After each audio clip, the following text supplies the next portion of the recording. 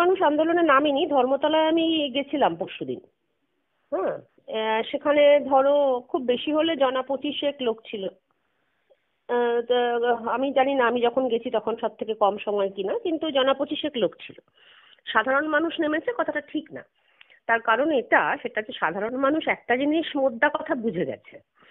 সেটা হচ্ছে ডাক্তারদের যে সংগঠনগুলো, যে কয়েক পিস ডাক্তার আন্দোলন করছেন, তাদের কথার কোনো যুক্তি নেই। তারা সম্পূর্ণই আনন্দবাজার মানে এবিপি আনন্দের দ্বারা প্রভাবিত।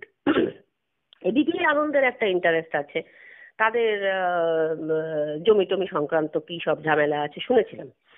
তো দেখো, মানে এমনই মিথ্যাচার, এমনই ছেলে মানুষই মিথ্যাচার এদের, যে সেন্ট্রাল ফরেন্সিক রিপোর্ট প্রায় 8টা-9টা এসছে, সেগুলো আজকে আসেনি। সেটা 2 মাস আগে এসে গেছে। সেই 2 মাস আগের ভিত্তিতেই সিবিআই রিপোর্ট দিয়েছে। সেই সেন্ট্রাল ফরেন্সিক রিপোর্টে যা যা আছে তারই ভিত্তিতে আদালতে সেটা পেশ হয়ে গেছে। এমন ভাবে পেশ করা হচ্ছে, ডাক্তাররা নতুন করে আবার এমন করে হয় তারা একেবারে নির্বুদ্ধিতার পরিচয় দিচ্ছেন, না হলে মানে মানুষকে বোকা ভাবছেন। সেটা হচ্ছে যে এই সমস্ত কিছু আদালতে ইতিমধ্যেই প্লেসড, এবং তাদের যুক্তিগুলো দেখো কি অপূর্ব যুক্তি। সেটা হচ্ছে যে বাইরে হত্যা করা হয়েছে, রেপ করা হয়েছে, তারপরে সন্দীপ ঘোষের মাথা খারাপ যে তিনি বাইরে থেকে নিয়ে ওইখানে এসে ঢুকিয়েছেন তার পেটোয়া কিছু লোকজনকে, কারণ ওদের দাবি হচ্ছে সন্দীপ ঘোষ এই ধর্ষণটা করিয়েছেন। তার মানে বাইরে হত্যা হলো, বাইরে ধর্ষণ হলো, তারপরে এখানে এসে ঘরে এসে নিয়ে আসা হলো। এই যুক্তি নাকি মানুষকে বিশ্বাস করতে হবে। এবং সব থেকে বড় কথা হচ্ছে ওই রিপোর্ট কিন্তু কেউ পড়েনি। যারা এত লাফালাফি করছে তারা কিন্তু কেউ রিপোর্ট পড়েনি। রিপোর্টে কিন্তু স্পষ্ট যে কথাটা বলা আছে সেটা হচ্ছে যে ঘরের অন্য জায়গায় কোনো ধস্তাধস্তির চিহ্ন নেই। সেটা তো আমরা প্রথম থেকেই জানি।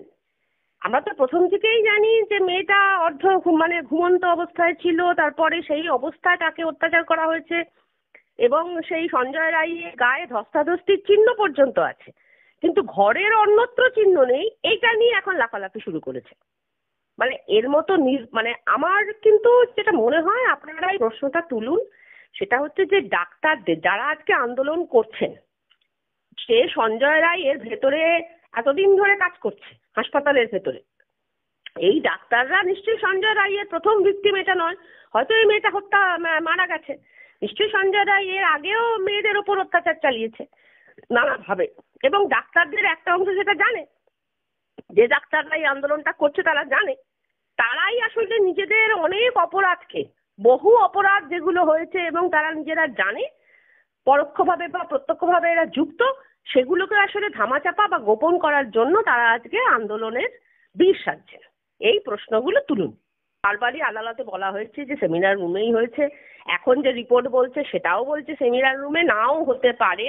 তার কারণ কি, যে ঘরময় ধস্তাধস্তির চিহ্ন নেই, সেটা এখন নয়, সেটা আদালতে ইতিমধ্যেই প্লেসড হয়েছে।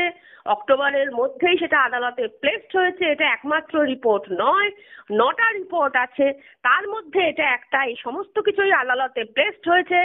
কখনোই রিপোর্ট বলতে পারে না যে এটা হয়েছে, সবসময় রিপোর্ট সম্ভাবনার কথা বলে। সমস্ত কিছু আদালতে প্লেসড হয়েছে, তারপরে রায় হয়েছে, তারপরে হিয়ারিং হয়েছে, তারপরে আদালতে বিচারপতিরা কথা বলেছেন। ফলত এই সমস্তগুলোর নতুন কিছু ঘটনা ঘটছে এমন কিছু নয়।